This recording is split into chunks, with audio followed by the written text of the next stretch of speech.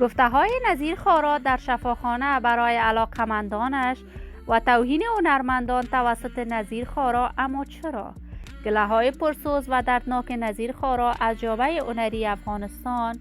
نظیر خارا به چه دلیل در شفاخانه بستری است؟ افشای حقایق و رازهای جدید درباره زندگی نظیر خارا و مبتلا شدن نظیر خارا به سرطان. من در این ویدیو پیرامون حقایق همین ماجرا خواهم پرداخت. پس در ادامه با کانال دنیا اینفو باشید.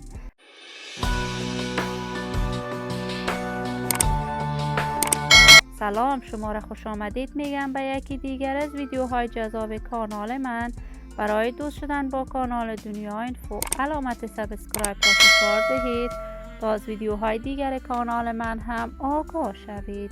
نظیر خارا هنرمند پیشکسوت، سابق دار و یکی از استادان در هنر موسیقی افغانستان می باشد.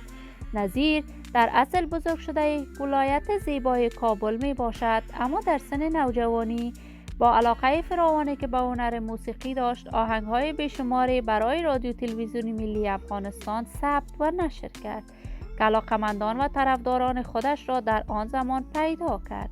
نظیر خارا به کشور آلند با خانواده‌اش زندگی می کند، ولی بعد از تغییر رژیم حکومتی دوباره در افغانستان وی فعالیت‌های هنریش را به طور رسمی آغاز کرد و در سال 2004 مکتب موسیقی به نام نظیر خارا در افغانستان ساخت و شاگردان بیشماری را برای این مکتب تربیت می کرد.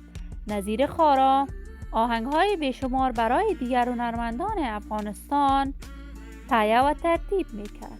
جدیداً نظیر خارا بر اثر سرطان فلج شده است و در یکی از شفاخانه‌های آلند بستری می باشد، ولی تاکنون یک از جامعه هنری افغانستان برای دیدار و عیادت نظیر خارا به شفاخانه نرفته است.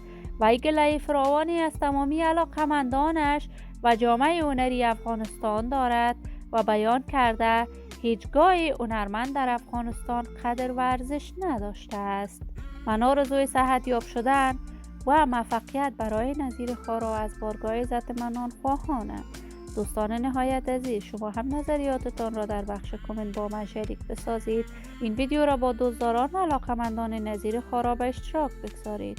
اگر تا هنوز دوست کانال من نشدید، پس برای حمایت از کانال دنیا اینفو علامت سابسکرایب را فشار دهید. ویدیوهای من را لایک نموده و با دوستانتان به اشتراک بگذارید. سلامتی شما عزیزان آرزوی من است. تا درودی دیگر، بدرود.